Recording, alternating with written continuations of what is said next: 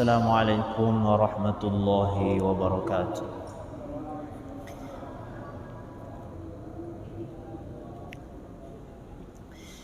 Bismillah, alhamdulillah, wassalatu wassalamu ala sayyidina Rasulillah wa ala alihi wa sahbihi wa man tabi'ahum bi ihsanin ila yaumiddin. Ma ba'd. Jamaah yang dimuliakan Allah Subhanahu wa taala dan para pendengar, penyimak di mana saja berada. Kita lanjut sekarang bab 3 ya. Al-babu tsalits fi sabri wal marad.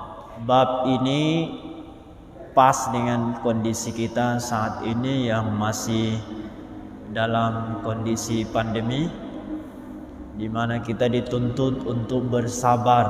Nah, bagaimana cara kita bersabar?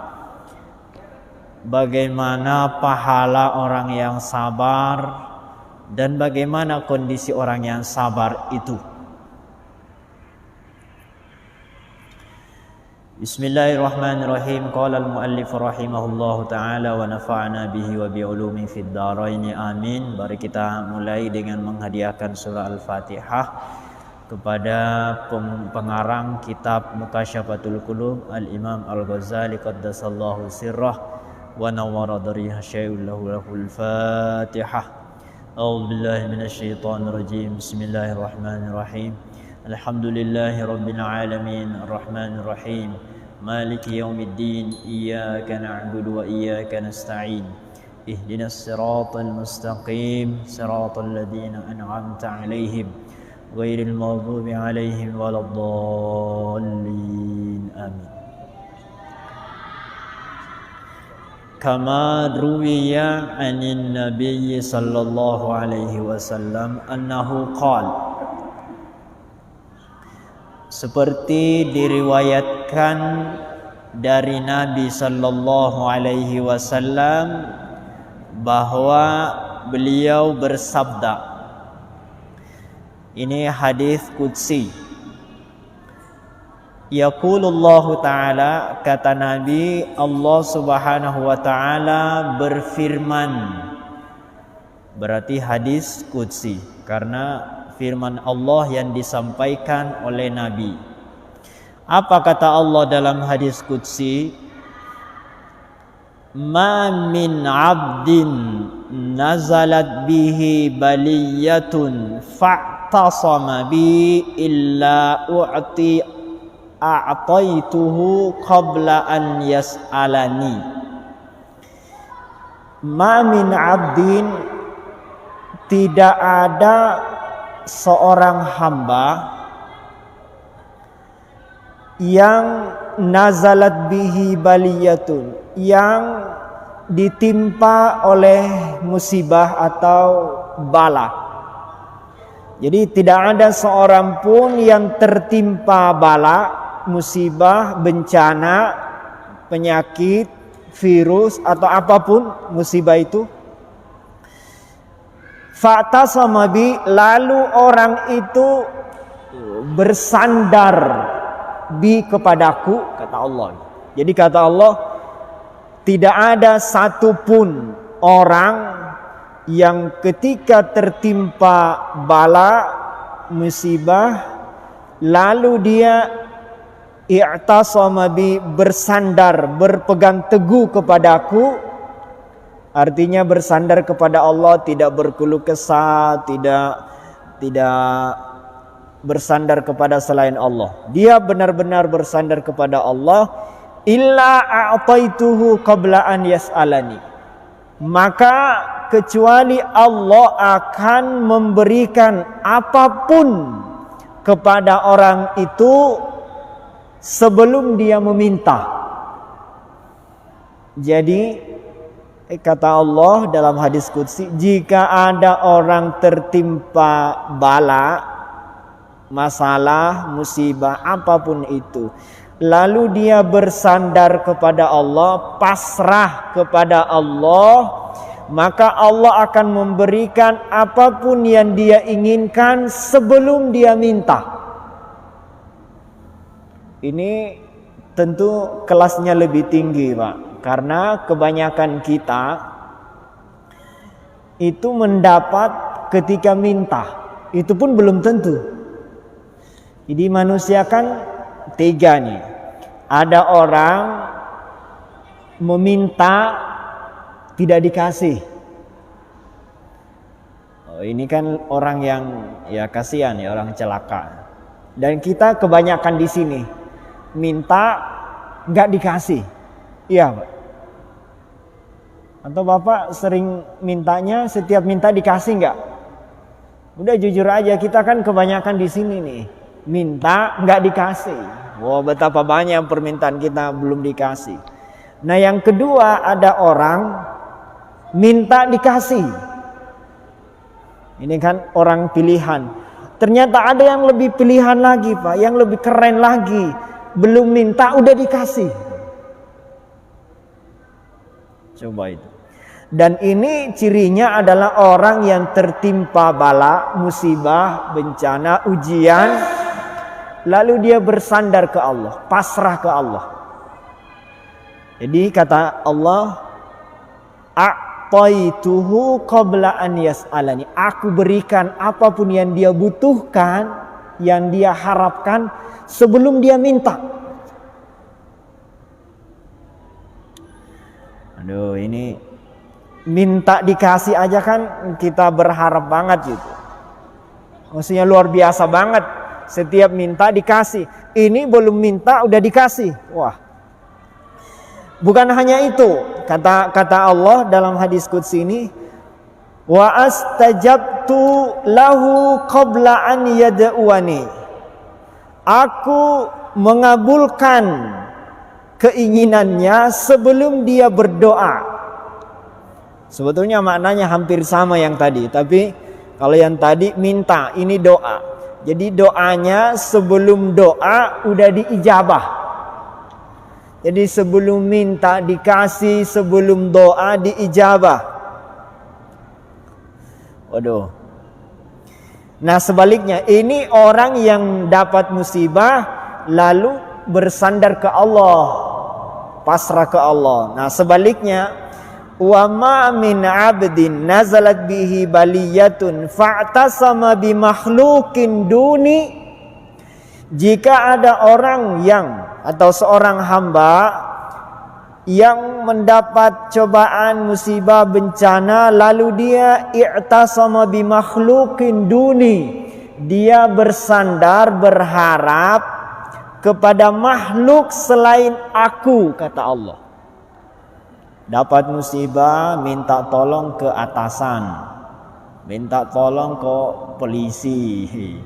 Bersandar ke, bukan minta tolong ya, dia bersandar ke polisi, dia bersandar ke security, macam-macam, pengadilan.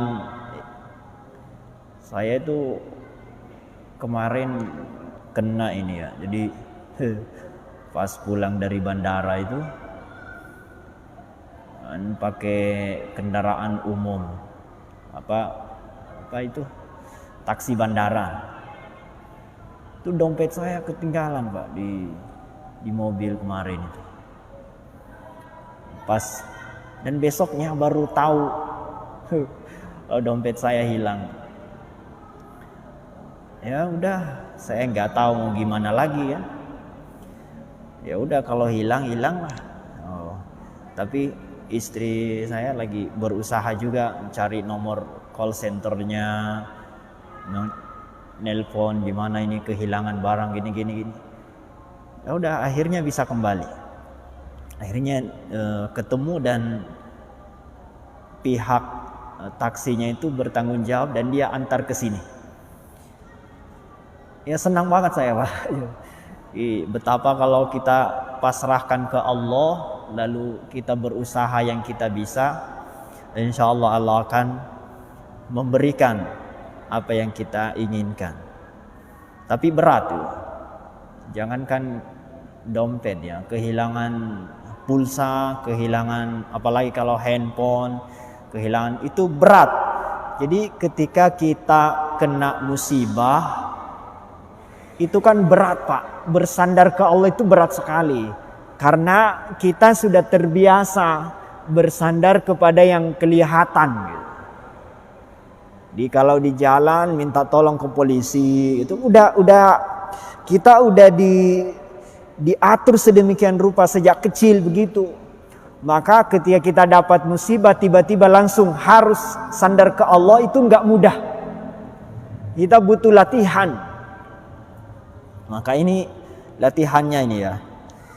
Nah, jika ada orang yang dapat musibah lalu dia bersandar kepada makhluk, kata Allah, illa aghlaqtu abwabas samai alaihi. Aku akan menutup pintu langit baginya. Pintu langit di sini ya banyak, pintu pertolongan Allah, pintu rezeki Allah, pintu rahmat Allah. Jadi pintu langit bukan maksudnya langit akan tertutup, maksudnya pertolongan Allah dan kasih sayang Allah, rezeki Allah. Jadi hati-hati Pak. Di bagaimanapun ganasnya virus terbaru ini, kita nggak boleh tidak bersandar kepada Allah. Bagaimanapun harus bersandar kepada Allah, karena Allah yang menciptakan virus, Allah yang mengatur penyebaran virus itu, Allah yang tahu virus ini akan menyebar ke siapa, lalu ke siapa. Kita hanya menerka-nerka Pak. Kita hanya berusaha kecil. Jadi apa yang kita lakukan, memakai masker, mencuci tangan, menjaga jarak, ini hanya usaha kecil Pak. Betapa banyak orang yang sudah konflik 3M ini tetap aja kena gitu. Karena ini hanya upaya kecil dari kita. Ini bukan penentu. Seperti orang yang cari rezeki, betapa banyak orang yang sudah maksimal tidak ketemu karena Allah nggak ngasih. Orang yang berobat, betapa banyak orang yang berobat tetap meninggal gitu, misalnya. Tapi bukan berarti nggak usah berobat, nggak begitu. Jadi kita berusaha itu bukan untuk menentukan takdir ya. Kita berusaha ini sebagai ibadah kepada Allah. Itu aja Pak. Jadi kita memakai masker ini bukan untuk sebetulnya ya, bukan untuk mengatur supaya Allah tidak memberikan kita virus, bukan. Kita memakai masker ini ikhtiar untuk menjaga sesama. Mudah-mudahan Allah Subhanahu wa taala meridhoi ikhtiar kita. Tapi bukan faktor penentu Pak. Dibedakan ya. Jadi ikhtiar jangan dijadikan sandaran gitu. Mentang-mentang sudah pakai masker, sudah jaga jarak, sudah cuci tangan, nggak mungkin kena COVID, belum tentu. Belum tentu. Ini hanya ikhtiar, tapi harus dilakukan Pak. Seperti kita naik nyetir mobil. Kalau kita hati-hati ngikutin aturan lalu lintas, mudah-mudahan kita selamat. Tapi belum tentu. Banyak orang yang patuh lalu lintas tetap nabrak. Karena bukan itu, yang menentukan itu tetap Allah Subhanahu wa taala. Ini hanya ikhtiar, hanya usaha kecil. Jadi jangan disandarkan. Apapun yang kita lakukan, kita nyari rezeki, belum tentu Pak kita bisa makan 20 tahun lagi. Kita kan nyari rezeki supaya kita bisa hidup. Ya. Tapi kan belum tentu dengan kerja kita akan hidup 2 tahun lagi, 10 tahun lagi. Karena itu bukan penentu. Ini hanya jalan ikhtiar kita aja. Ya. Oke. Kita lanjutkan. Jadi siapa yang bersandar kepada makhluk, kalau dapat musibah, Allah akan tutup pintu langit baginya. Nah, maka penjelasan beliau, fayajibu 'alal 'aqili an yasbira lil bala'i wa la yashku, maka wajib bagi orang yang berakal untuk bersabar ketika mendapat bala, wala yashku, dan tidak boleh berkeluh kesah. Dengan begitu bersabar dan tidak berkeluh kesah, fayanju min adzabid dunya wal akhirah, dia akan selamat dari siksa dunia dan akhirat. Lianna asyaddal bala'i 'alal anbiya wal auliya, karena orang yang paling berat balaknya, cobaannya di dunia ini adalah para nabi dan para wali. Qala al-Junaidu al-Baghdadi rahimahullah, Imam al-Junaid al-Baghdadi berkata, nah ini mulai agak berat ini. Jadi orang itu Pak, makin dekat dengan Allah, cobaannya itu makin berat. Jadi jangan dikira Pak, kalau udah jadi ahli sholat, udah ahli baca Quran, ahli jamaah, ahli sedekah, lalu tidak ada bala, nggak ada lagi musibahnya. Oh, justru orang yang makin dekat dengan Allah itu makin gede Pak musibahnya itu. Makanya kalau kita baca riwayat ya, para nabi, nggak ada nabi yang ujiannya itu ringan. Nabi siapa yang ujiannya ringan? Berat-berat Pak. Mungkin kalau kita nggak bisa. Biasa tuh ada orang mimpi coba ya kalau kita jadi nabi. Oh, nggak akan kuat Pak. Jadi orang yang mulia kedudukannya itu pasti ujiannya berat-berat. Nih ada pesan nih. Kata Imam Junaid al-Baghdadi, al-bala'u sirajul arifin. Bala, cobaan, musibah adalah apa? Siraj itu lampu, lentera bagi orang-orang yang arif, para arifin. Sini apa terjemahannya? Cobaan adalah lentera bagi orang-orang yang sadar atau bagi para murid. Jadi bagi orang yang arif, orang yang dekat dengan Allah, justru cobaan itu adalah lentera. Itu yang membuat kita sadar. Musibah itulah yang kadang-kadang membuat kita ngeh, membuat kita ingat, membuat kita sadar. Banyak orang yang gak sadar, ketika dapat musibah baru sadar. Jadi bala itu siraj. Siraj itu lampu ya. Sirajun lampu ya, lentera. Wa yaqdhatul muridin. Dan bala juga, musibah juga peringatan bagi para murid. Yaqdhah. Ya peringatan. Yaqdhah itu bisa artinya yang membuat kita bangun, yang menyadarkan. Jadi biasanya orang yang tidak dapat musibah itu lupa tidur ketika terbangun. Nah itu namanya yaqdhah. Yaqdhah yang membangunkan. Jadi kita kalau nggak dapat musibah Pak, suka tidur. Tidur itu maksudnya nggak sadar, lalai. Dapat musibah baru bangun, baru sadar. Itu namanya yaqdhah. Jadi bangun dari tidur. Musibah yang membangunkan kita dari tidur lalai. Wasalahul mu'minin, dan juga musibah adalah salahul mu'minin, perbaikan yang membuat baik orang-orang mukmin itu. Jadi musibah yang membuat orang mukmin jadi sadar sehingga jadi berbuat baik, jadi orang-orang yang bertakwa. Wa halakul ghafilin, musibah yang menghancurkan orang-orang yang lalai. Jadi kalau orang-orang yang lalai biasanya dapat musibah malah jadi nggak ingat ke Allah, malah jadi celaka. Nah kita, kenapa mereka celaka dengan musibah? Karena mereka berkeluh kesah. Sementara orang mukmin dapat musibah bersabar, maka dia selamat. Makanya kata Nabi, ajaban li amril mukmin. Ajaib orang mukmin itu. Kenapa? Kata Nabi, karena kalau dia mendapat nikmat, syakara, dia bersyukur, fakana khairan lah.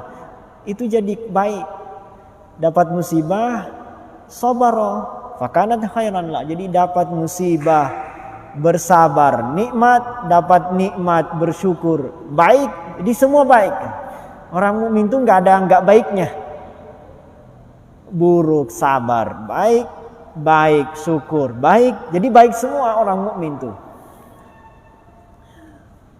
La yajidu ahadun halawatal iman hatta ya'tiyahul bala wa yarda wa yasbiru. Tidak ada orang yang mampu merasakan manisnya iman kecuali ketika dia ditimpa oleh bala, musibah, cobaan, lalu wayardo, dia ridho, nerimo, wayasbiru, dan dia bersabar.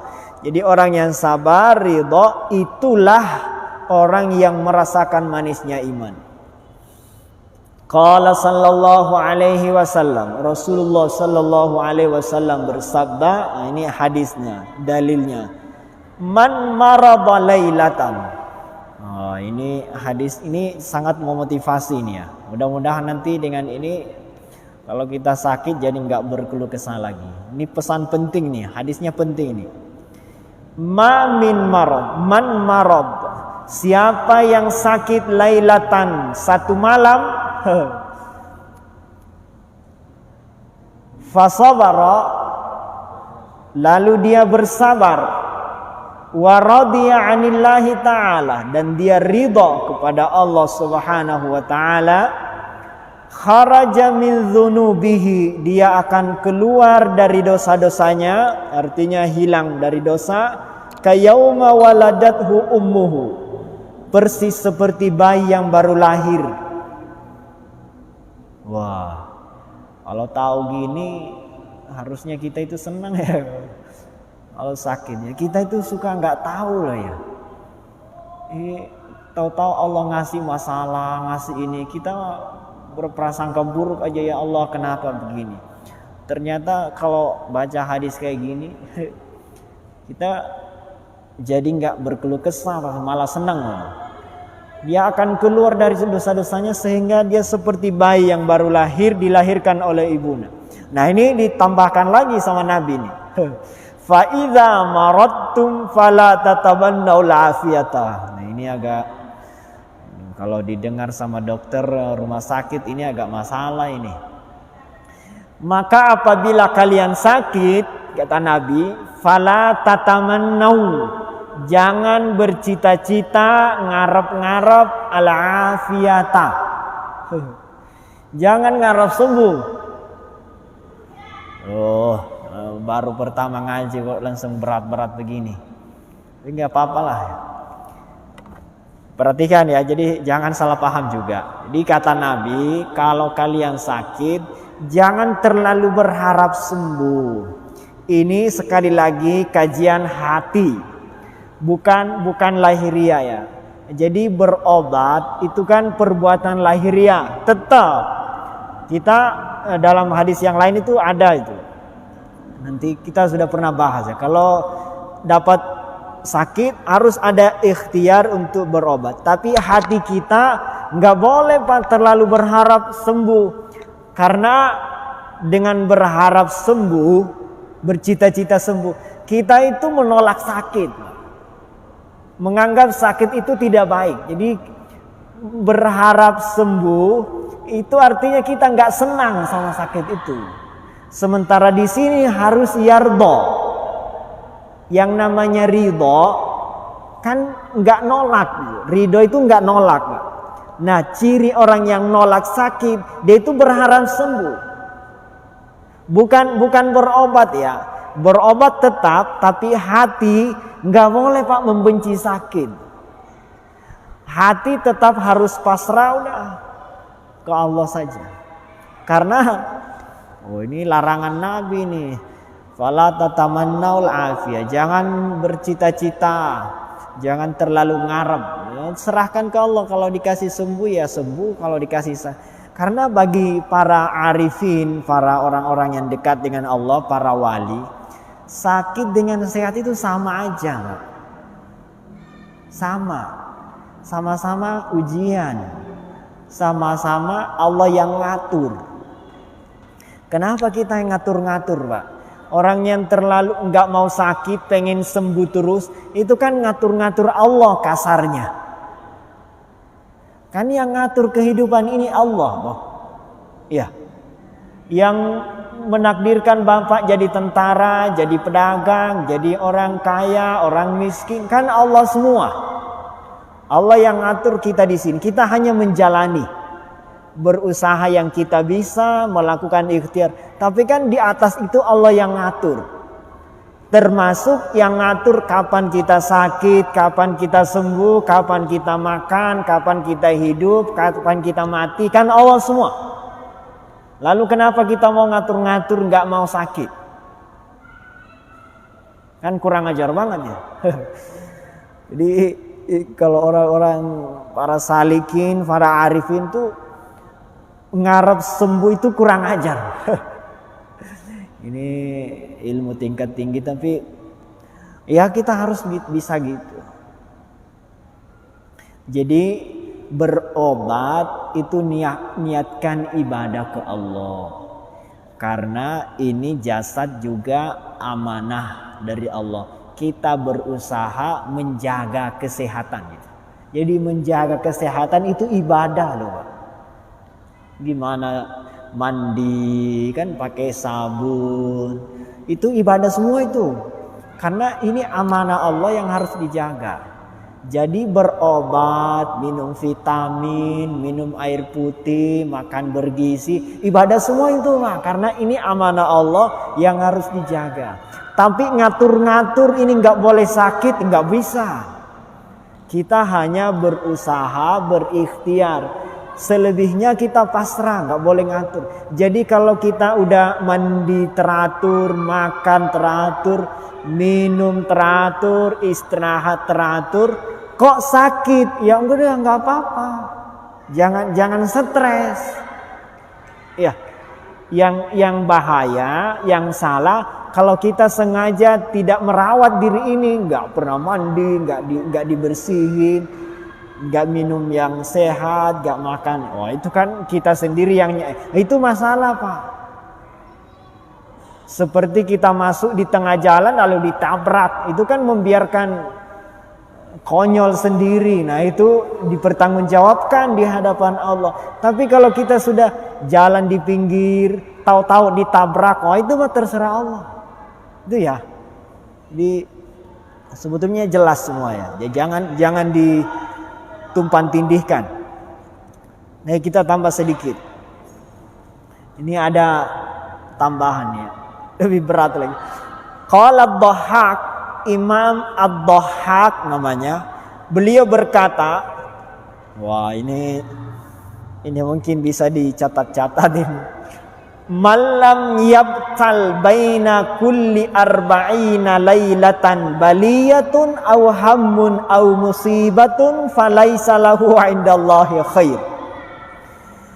Kata Imam Ad-Dhahhak, siapa yang tidak ditimpa musibah atau hammun penyakit atau musibah atau cobaan selama 40 malam atau 40 hari, falaisa lahu indallah, dia tidak memiliki kebaikan di sisi Allah.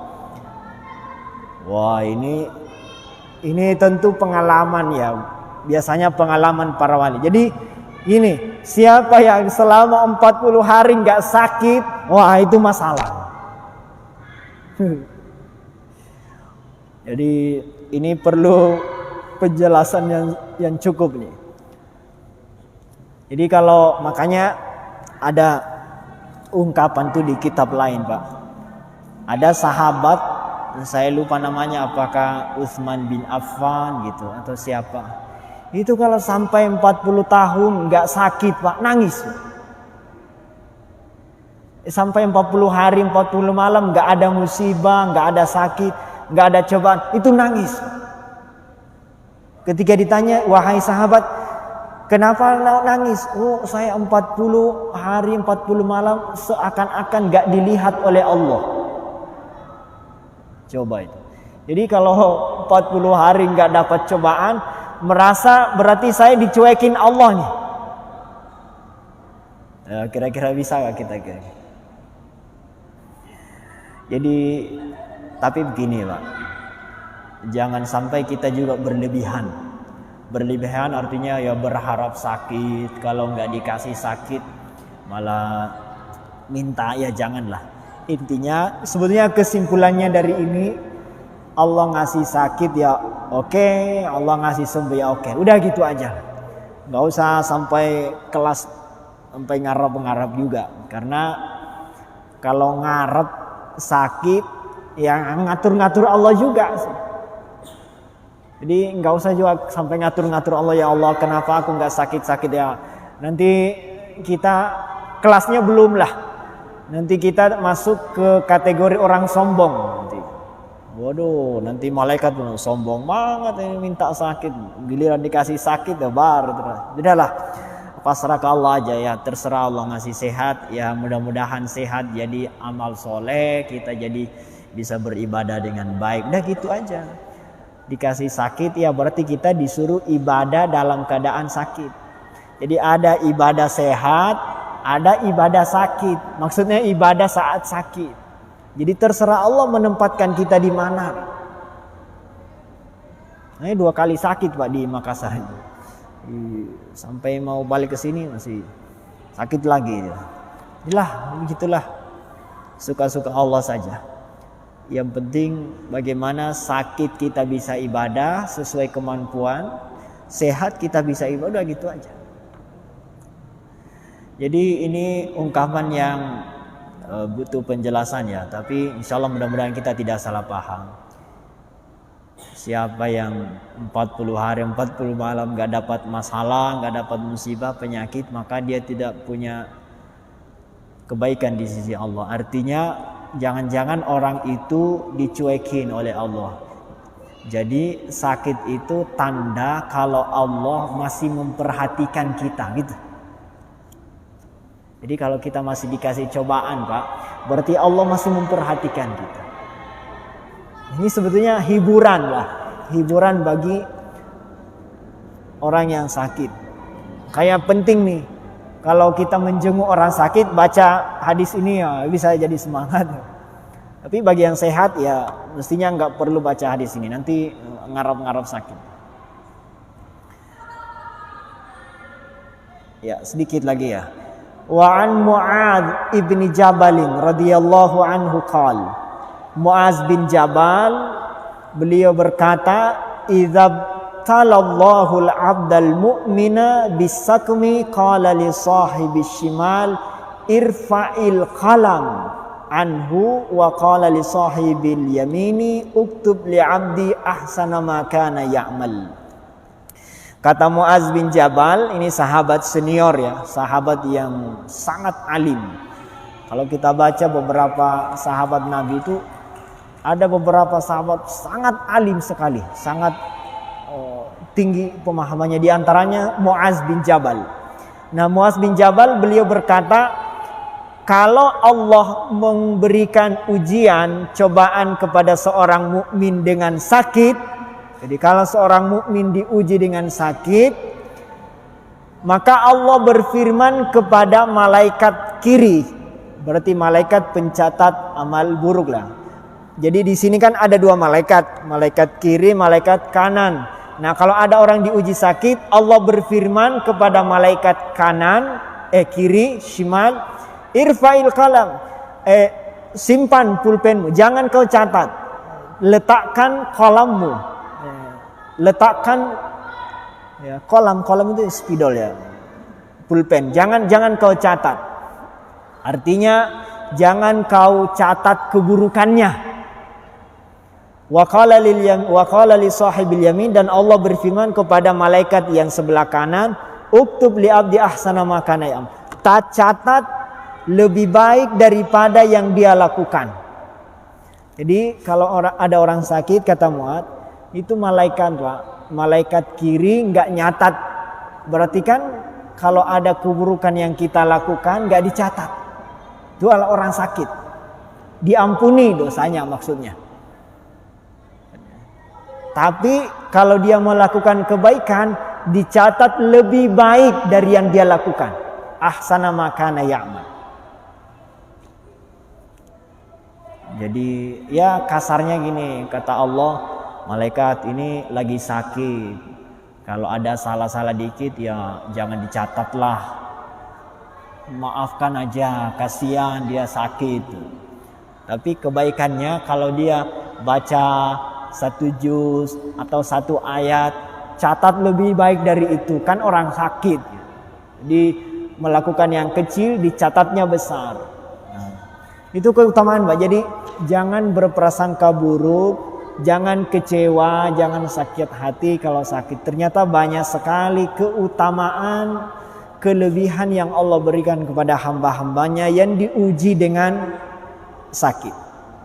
Termasuk masa pandemi kayak gini, kita tetap harus semangat. Allah mencintai kita. Jangan, wah corona belum berakhir berarti Allah benci. Enggak. Justru Allah cinta kepada orang-orang yang diberi musibah itu. Ya, jadi pesan kita kepada diri kita sendiri, kita tetap harus bersemangat dan berbesar hati, berbesar harapan atas kebesaran dan kedalaman rasa cinta Allah kepada kita. Apapun yang kita alami, kondisi apapun yang kita hadapi, tetap insya Allah baik-baik saja. Amin ya Allah. Al-Fatihah.